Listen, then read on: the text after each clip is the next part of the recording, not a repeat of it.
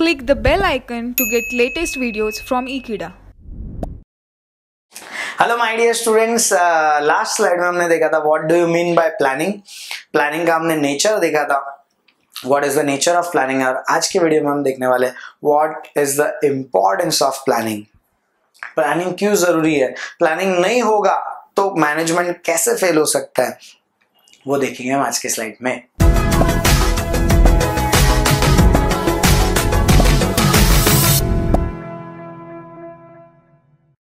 Importance of planning में सबसे पहला पॉइंट, इंटीग्रेटेड प्रोसेस।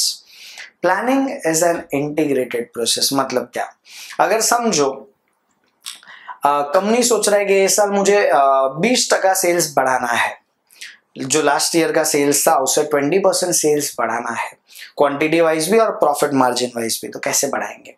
तो क्या सिर्फ सेल्स डिपार्टमेंट का ही काम होगा कि मुझे ये टाइम सेल्स बढ़ाना है? Answer is absolutely no. समझ रहा है? क्योंकि ये सेल्स बढ़ाने के लिए don't you think so raw material लगेगा। रॉ मटेरियल लगेगा, उसका मतलब है प्रोक्योरमेंट डिपार्टमेंट का भी जरूर पड़ेगा। Don't you think so production लगेगा, इसके लिए देखो प्रोडक्शन डिपार्टमेंट भी जरूरी है।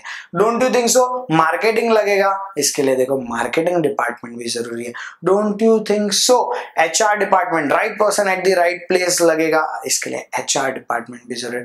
Don't you think so accounting लगेगा, उसके लिए ठीक से अकाउंटिंग बराबर से रॉ मटेरियल ले रहे हैं कि नहीं, बराबर से खर्चा इनकम आसपास आ रहे हैं कि नहीं 20% बढ़ाने के।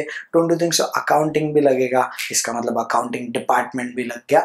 इन शॉर्ट, अगर प्लानिंग आप कर रहे हो और उसको प्रॉपर प्लानिंग में आपको कन्वर्ट करना है तो it requires integrated efforts as a organization as a whole. आपको पूरा का पूरा इन्वॉल्व होना पड़ेगा प्लानिंग में। अगर नहीं हुआ, सेल्स बढ़ाना है 20%, it is not only the work of sales department, it is the planning of all the departments, because all the departments are interlinked. समझ रहे? no department can achieve their goals in isolation. अकेला कोई भी department अपना goal achieve नहीं कर सकता, सारी चीजें इंटरलिंक्ड है। Yes, so planning is an integrated process. Improves moral of an employ. अगर आपने प्लानिंग करके रखी, आपने हर एक एम्प्लॉय को अपना टारगेट देके रखा है कि तेरे को इतना अचीव करना है, ये डिपार्टमेंट को इतना अचीव करने का, ये डिपार्टमेंट को इतना अचीव करने का। अगर ये टारगेट ऑलरेडी आपने देके रखा है, डोंट यू थिंक सो सबके ऊपर ऑर्डर वाली चीज आ गई, ऑर्डर एंड डिसिप्लिन वाली चीज आ गई। सबको अपने टारगेट्स पता है, और सबको अपने टारगेट्स पता है तो उनको पता है कि टारगेट्स अचीव करने ही है, नहीं किए तो उसके कुछ नेगेटिव कॉन्सिक्वेंसेस आ सकते हैं। Don't you think so it enhances the moral of employ. Employ को पता है कि ये बंदे ने मेरे को जो टारगेट दिया है, उसने मेरे को मेरी कैपेबिलिटी के हिसाब से दिया है और वो टारगेट तो मुझे अचीव करना ही पड़ेगा। तो अपने जो ऑलरेडी स्टार्टिंग में, और देखो हर एक डिपार्टमेंट का कुछ ना कुछ रोल है और उनको पता है कि अपना आउटपुट आगे वाले डिपार्टमेंट का इनपुट बनेगा। फॉर एग्जाम्पल, प्रोडक्शन का आउटपुट पैकेजिंग वाले के लिए इनपुट, पैकेजिंग का आउटपुट प्रोक्योरमेंट बोलो या ट्रांसपोर्टेशन बोलो उसके लिए इनपुट। तो हर एक डिपार्टमेंट का आउटपुट किसी ना किसी और डिपार्टमेंट के लिए इनपुट है। तो हर एक डिपार्टमेंट को पता है कि अपना आउटपुट अच्छा होना चाहिए वरना आगे वाले का इनपुट खराब हो जाएगा। तो ये अगर पता है तो सारे एम्प्लॉय अच्छे से काम करेंगे, ऑर्गेनाइजेशन एज अ होल के लिए काम करेंगे, इंडिविजुअल इंटरेस्ट को आगे नहीं रखेंगे। Subordination of individual interest to the group interest, it is one of the 14 principles of management. तो उसी का ये पार्ट है। Yes, makes optimum utilization of resource. What do you mean optimum? ना ज्यादा ना कम, जितना बेस्ट पॉसिबल आउटपुट आ सकता है उतना निकालो। अगर आपने प्लानिंग अच्छे से किया है ना, मतलब आपने सारी चीजों को क्या किया है, बर्ड आई व्यू रख लिया। कोई भी चीज, छोटी से छोटी, माइनर से माइनर चीज को आपने मिस नहीं किया है। आप प्लानिंग इसीलिए करते हो ना ताकि कोई भी चीज ओवरलुक ना हो जाए, कोई भी इंपॉर्टेंट चीजों को क्या नजरअंदाज ना हो जाए। समझ रहे हो? उसीलिए आप प्लानिंग कर रहे हो। समझ रहे हैं? तो प्लानिंग के वजह से क्या हो जाएगा, रिसोर्सेज का ऑप्टिमम यूटिलाइजेशन होगा, बेस्ट पॉसिबल यूज होगा। और जब ये बेस्ट पॉसिबल यूज होगा, वेस्टेजेस रिड्यूस होगा तो अल्टीमेटली कंपनी का लॉस कम होना है, अल्टीमेटली प्रॉफिट होना। Provides direction. प्लानिंग इसीलिए जरूरी है क्योंकि प्लानिंग आपको एक डायरेक्शन देता है, आपको कौन सी ओर जाना है। फॉर एग्जांपल मुझे नेक्स्ट क्वार्टर में या तो नेक्स्ट ईयर में 20% से सेल बढ़ाना है, that is nothing but giving a direction कि मैं कौन से डायरेक्शन की ओर जा रहा हूँ। लास्ट ईयर तक कुछ 2-3% बढ़ रहा था, ये टाइम मुझे और 2-3% बढ़ाना है अपना सेल्स का increase, that is nothing but direction ना। सारे डिपार्टमेंट को पता है कि ये साल अपने को कंपनी को 20% ग्रोथ करना जरूरी है, तो 20% ग्रोथ करने के लिए सारे डिपार्टमेंट इंटीग्रेटेड होके काम करेंगे एक ही डायरेक्शन में, समझ रहा है। That's why planning provides direction.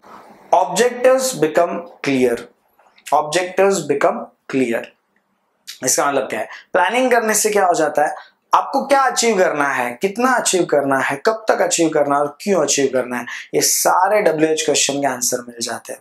अगर आप प्रॉपर प्लान करोगे तो आपको पता है कि आपका प्रोडक्शन कब तक होएगा खत्म, समझ रहा है, आपको पता चलेगा कि इससे मुझे कितना प्रॉफिट मिलेगा, समझ रहा है, कब तक खत्म होएगा प्रोडक्शन, कितना प्रॉफिट मिलेगा, कब तक प्रॉफिट मिलेगा, ये सारी चीजें अगर आप प्लानिंग कर रहे हो तो आप अचीव कर सकते हो। फॉर आपके स्टडीज का भी एग्जांपल क्यों ना ले हम, समझ रहे हैं, अगर टाइम टेबल बना के रखा है तो आपको पता है कि आपका पढ़ाई कब तक खत्म होएगा approximately. Yes, here and there one और 2 day here and there is okay, समझ रहे हैं, वो तो होना ही है, 1-2 दिन यहाँ आगे पीछे हमेशा होता है, बट अप्रोक्सीमेट तो आपको मिल जाएगा आइडिया कि कहाँ तक खत्म होएगा, समझ रहा है। तो ये आपको क्या देता है, क्लियर व्यू देता है, आपके ऑब्जेक्टिव्स क्लियर कर देता है कि आपके ऑब्जेक्टिव कब तक आप अचीव कर सकते हो, that is due to planning. It reduces risk and uncertainties, risk and uncertainties कैसे रिड्यूस हो जाता है, अगर समझो आप प्लानिंग कर रहे हो, आप सारी मेजर चीजों को, मेजर चीजें बोलो, इंपॉर्टेंट चीजें बोलो,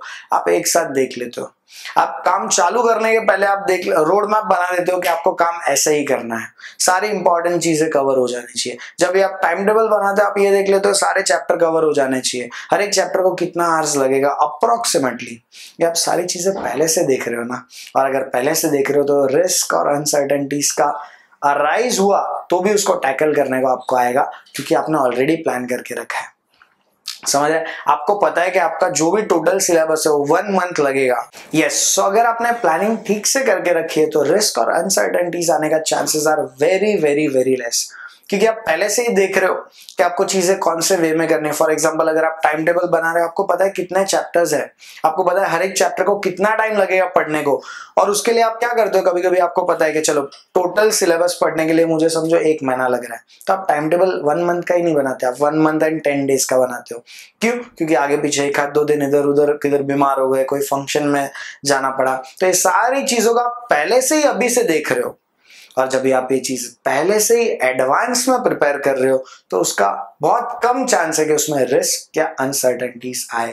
सो प्रॉपर प्लानिंग करोगे तो उससे क्या होगा, रिस्क एंड अनसर्टेनिटीज बहुत ही कम हो सकती है। The corporate image, what do you mean by corporate image, that is also called as goodwill, समझ रहे हैं। अगर आप प्रॉपर प्लानिंग के साथ काम कर रहे हो, अगर आपका प्रॉपर टारगेट सेट है, अगर आपकी कंपनी हर क्वार्टर टू क्वार्टर मतलब क्या, हर 3 महीने का गैप, हर 3 महीने के गैप को बोलते हैं हम क्वार्टर, समझ रहा है। तो हर क्वार्टर टू क्वार्टर अगर वो अपडेट होते जा रहा है, अगर वो अपग्रेड होते जा रहा है, तो क्या हो रहा है, आपका कंपनी आगे आगे बढ़ रहा है, और कंपनी जितना आगे आगे बढ़ते जाएगा उतना आपका गुडविल बढ़ने वाला है।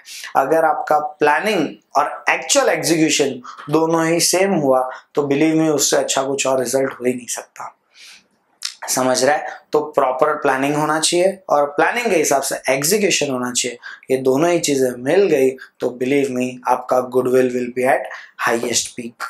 Absolutely goal oriented, planning must be absolutely goal oriented, मतलब क्या, प्लानिंग ऐसा नहीं होना चाहिए कि विदाउट गोल कि हमको ये साल इतना इतना प्रोडक्शन करना है, बट अल्टीमेट आउटकम क्या है, कोई भी कंपनी का ultimate outcome is their profits, समझ रहा है, देयर प्रॉफिट्स देयर गुडविल, समझ रहा है। तो यार मुझे पता होना चाहिए कि ये टाइम मुझे जीपी रेशियो कितना बढ़ाना है, GP ratio means gross profit ratio, मुझे ये साल ग्रॉस प्रॉफिट कितना आगे चाहिए, मुझे ये साल नेट प्रॉफिट कितना आगे चाहिए। जब ये क्वांटिफिकेशन के साथ होगा, एक गोल ओरिएंटेशन के साथ होगा, तो वो बहुत ज्यादा इफेक्टिव प्लानिंग होगा। क्योंकि देखो वरना कोई मोटिवेशन ही नहीं है ना, मुझे ये साल समझो मैं ऐसा बोल रहा हूँ, लास्ट ईयर हमने 10,000 यूनिट प्रोड्यूस किए थे, ये टाइम हम 12,000 यूनिट प्रोड्यूस करेंगे।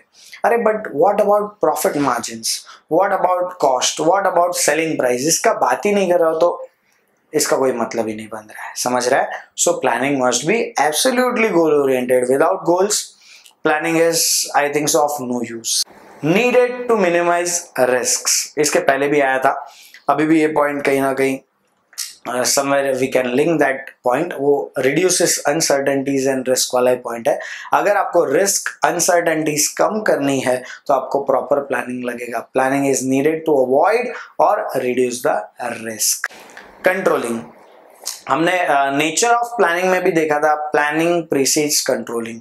अगर आप प्रॉपर प्लान कर रहे हो, अगर आपको पता है फॉर एग्जांपल, चलो आज के दिन में पता है कि 6 चैप्टर होने चाहिए, ठीक है, दोपहर तक समझो आपके 3 चैप्टर हो गए. अभी आपको पता है कि यार आधे दिन में आधे टारगेट खत्म हो गए, तो पूरे दिन में पूरा टारगेट खत्म होने का चांसेस आर वेरी हाई. समझ रहे हैं? तो आप क्या कर रहे हो, आधे दिन में आधा टारगेट खत्म हुआ, you are controlling the things, you are monitoring the things कि कितना टारगेट किया है, और जब मैं ये टारगेट इंप्लीमेंट कर रहा हूँ, जब ये प्लान इंप्लीमेंट कर रहा हूँ, तो वो टारगेट कहाँ तक पहुंचा है. That is called as controlling, that is also called as monitoring, both are one and the same. Coordination, अगर समझो जैसे हमने एग्जांपल लिया, अगर समझो ऐसा टारगेट दिया है कंपनी को कि ये साल आपको 20% सेल्स बढ़ाना है, तो ऑब्वियसली बात है आपको 20% जो सेल्स बढ़ाना है, सिर्फ सेल्स डिपार्टमेंट को ही पता होना नहीं है, सारे के सारे डिपार्टमेंट को पता होना चाहिए कि ये क्वार्टर में या ये ईयर में क्या होना चाहिए, 20% से सेल बढ़ना चाहिए. That is nothing but coordination of the activity. अगर प्रोक्योरमेंट डिपार्टमेंट उतना रॉ मटेरियल लाएगा, तो ही प्रोडक्शन डिपार्टमेंट उतना फिनिश गुड्स बनाएगा, तो ही मार्केटिंग डिपार्टमेंट उतना एडवर्टाइजमेंट करेगा, तो ही उतना डिमांड क्रिएट होएगा, तो ही सेल्स डिपार्टमेंट उतना सेल्स कर पाएगा. देखो ये सारी चीजें कहीं ना कहीं इंटरलिंक थी. समझ रहे हैं? So planning requires coordination, and planning, due to effective planning, coordination can be achieved. Last but not the least, efficiency increases.